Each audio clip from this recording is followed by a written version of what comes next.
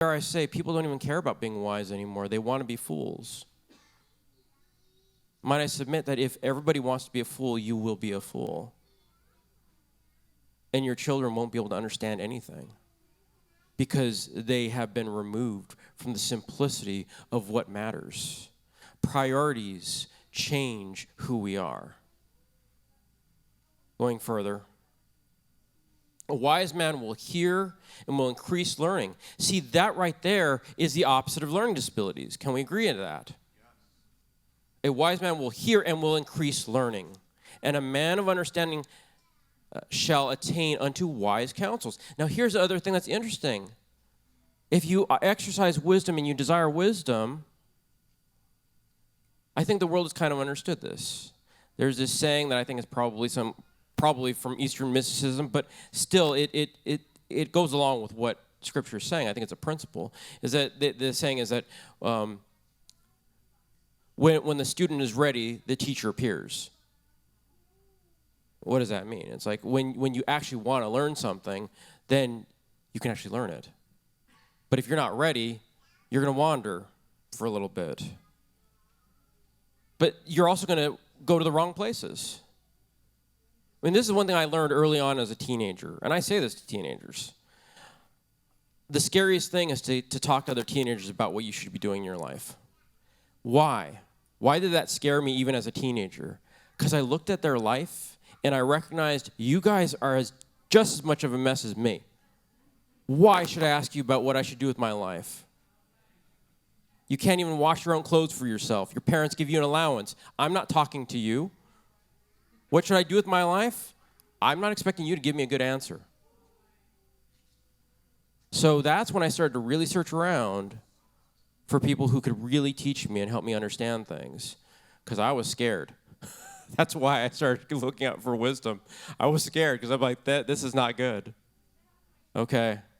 But that's what we would rather hear people say what we want to hear them say rather than hear the things we need to hear said. That's even more dangerous. Verse 6, to understand a proverb and the interpretation, the words of the wise and their dark sayings. But why are those sayings dark? Is it because people speak cryptically? No, it's just we have no frame of reference. We're still in the dark about things. We need to learn by application of understanding what things mean. Doing your taxes doesn't make any sense to a person who's never done their taxes. When you start doing your taxes and you start making mistakes, when somebody has information about taxes, you're very willing to listen to them because you've tried it a few times and you really want to have some tips as to how to do it better. Okay. It's suddenly not so dark anymore. But this is where I want to end in this first part, is verse 7. The fear of the Lord is the beginning of knowledge, but fools despise wisdom and instruction. This is not my teaching today. In fact, I'm probably hinting at what the third part of this will actually be. But when I've really been around people who have a spirit of rebellion, and many of these people do have learning disabilities in their background, here is what I've heard it lash out. What does a spirit of rebellion, when it lashes out, say? You can't tell me what to do. You're not going to tell me what to do. That, I believe, is the heart of a spirit of rebellion. When you see it come out of a person, you're not going to tell me what to do. I'm being pretty blunt. It's very defiling to be around a person who says that. That's rebellion showing itself naked.